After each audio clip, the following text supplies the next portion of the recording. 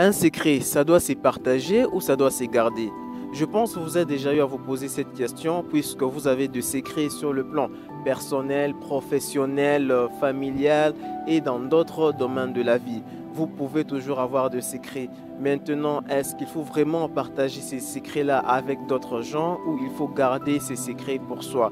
Car il est important de prendre une bonne décision par rapport aux secrets que vous détenez.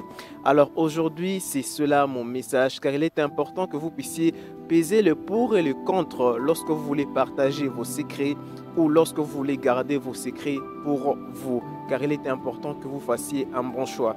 Alors bienvenue sur Smile by JD, j'espère que vous allez bien.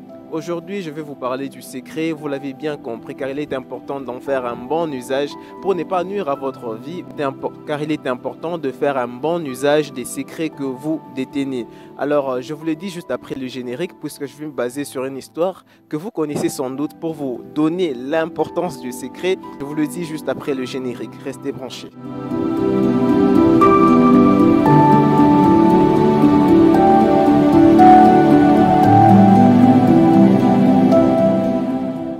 J'espère que vous êtes bien installés. Alors comme je vous ai dit, aujourd'hui je me base sur un mot qui est le secret. Et pour vous faire comprendre ma connaissance que j'ai eu à apprendre récemment, je veux vous parler d'une histoire que vous connaissez sans doute. C'est l'histoire d'un homme qui était tellement fort, tellement puissant, qui avait vraiment la force physique énorme et qui pouvait à lui seul battre plus de 1000 soldats à main nue, sans rien. Mais 1000 soldats, il pouvait tuer juste 1000 soldats comme ça, c'est quelque chose vraiment de magique, de ouf. Alors il s'agit en fait de Samson. Je pense que vous avez déjà entendu parler de lui. Alors on parle de lui dans la Bible. Alors Samson était un homme fort, hyper fort, qu'à lui seul pouvait tuer plus de 1000 soldats à main nue. Imaginez un peu 1000 soldats à main nue. Et c'est pas genre à des jours différents, c'était le même jour. Dans un combat, il tue 1000 soldats à main nue. C'est quelque chose vraiment de magique. C'est quelque chose vraiment d'irréel. Surtout qu'il n'y avait pas les armes, c'était les épées. Mais lui, il le faisait à main nue. C'est une histoire qui est vraiment incroyable. Mais la fin de Samson n'est pas du tout bonne, puisque à un moment, il avait eu à révéler son secret. Alors, qu'est-ce qui s'était passé en fait? Il tomba amoureux d'une fille qu'on appelle Dalila dans la Bible. Et cette fille était utilisée par ses ennemis parce qu'il fallait que ses ennemis puissent savoir d'où venait sa force et comment ses ennemis pouvaient l'anéantir et briser sa force. Alors, à force que les demandes s'y répétaient, vu que c'était les demandes venant d'un être cher, Samson aimait vraiment cette fille. Et vu que les demandes s'y répétaient à plusieurs reprises, Samson finit par craquer et avoua le grand secret à la fille, disant que si on me rase la tête et qu'on m'enlève toute la barbe, je n'aurai plus de force, je serai comme tout le monde. Et la fille faisait cela, vu que c'était une fille qui travaillait pour le compte de ses ennemis. Mais ça n'avait aucun moyen de le savoir puisqu'il était vraiment amoureux. Donc il était aveuglé par l'amour et il confia en fait ce grand secret à la personne qui lui avait en fait trahi. Et qu'est-ce qui suivra juste après? La fille le rasa la tête et enleva toute sa barbe et Samson perdit la force qu'il avait jusqu'à ce qu'il finit même par être capturé par ses ennemis, à être troué les yeux. Et cette histoire elle est vraiment triste à la fin, puisque s'il n'avait pas révélé son secret à la fille qu'il aimait tant, je ne pense pas que Samson devrait vraiment mourir de la manière dont il avait perdu la vie. Vous pouvez lire la suite de l'histoire dans le livre des Juges à partir du chapitre 16. Mon conseil par rapport à cette histoire est lequel? C'est que le secret, c'est quelque chose qui doit être gardé.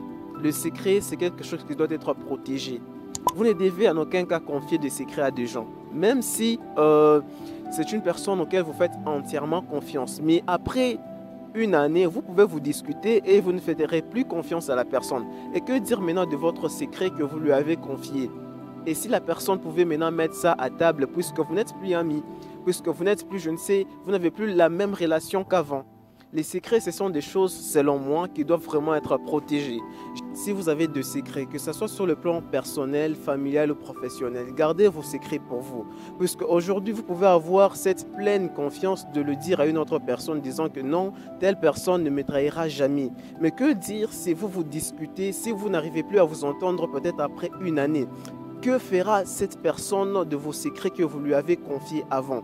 Surtout que vous êtes maintenant devenus ennemis. Avant, vous étiez potes peut-être. Avant que c'était une personne proche avec qui vous partagiez tout. Vous lui avez confié de secrets qui ne pouvaient pas être révélés. Mais vous lui avez quand même confié.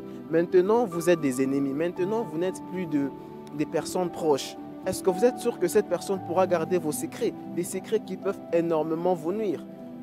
D'où je vous conseille, d'où je vous invite, s'il vous plaît, à toujours garder vos secrets pour vous. Parce que vos secrets peuvent énormément vous nuire si vous les divulguez. Vous pouvez croire que c'est une très bonne personne à qui vous êtes en train de le dire. Mais que dire? Puisqu'on ne connaît pas le long terme, personne ne sait ce que sera demain. Et si vous discutez le soir, je lui dis aujourd'hui matin, et le soir vous discutez d'une manière terrible. Que fera-t-elle de tous ces secrets-là? Que fera-t-elle de votre vie personnelle, privée que vous lui avez confiée?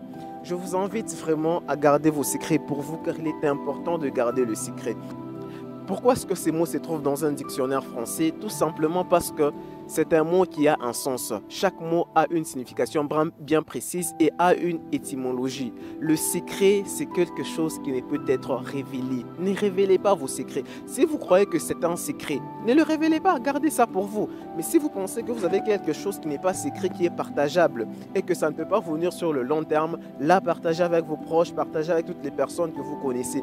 Mais si vous pensez que c'est un secret, je vous invite à garder ça pour vous. Puisque des secrets, moi j'en ai personnellement, et je sais qu'il y a des secrets, si je le dis, ça peut me nuire. Vous avez aussi des secrets, si vous le dites peut-être à telle personne, ça peut vous nuire, puisque vous ne connaissez pas les intentions de la personne avec laquelle vous parlez au quotidien. Raison pour laquelle il est toujours important que vous puissiez garder vos secrets. Donc Samson ne savait pas que cette fille qu'il aimait tant pouvait lui causer en fait sa perte. D'où il est important que vous puissiez garder vos secrets pour vous. Les secrets, ça se garde, ça ne se partage pas. Ça, c'est mon avis. Et je vous conseille de suivre cela. Alors, j'espère que vous avez aimé cette vidéo. Je vous invite à vous abonner, à activer la cloche de notification, à partager avec vos proches afin qu'ils puissent aussi avoir connaissance de cet enseignement parce que ça peut énormément leur aider. Alors, c'est Smile by JD. À la prochaine.